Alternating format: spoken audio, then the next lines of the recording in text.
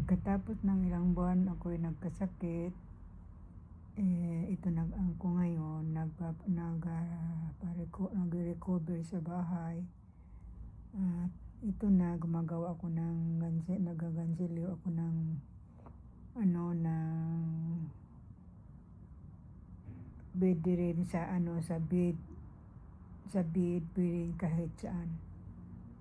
Para hindi ako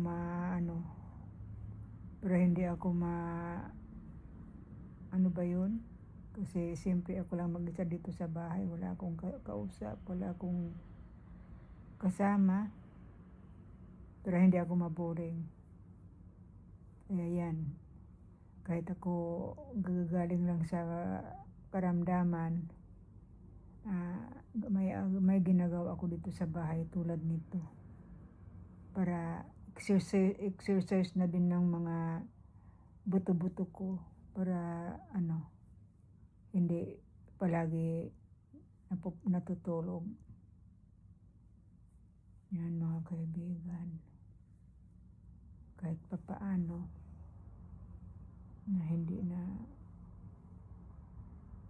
nakakaramdam ng sobrang masama na pakiramdam.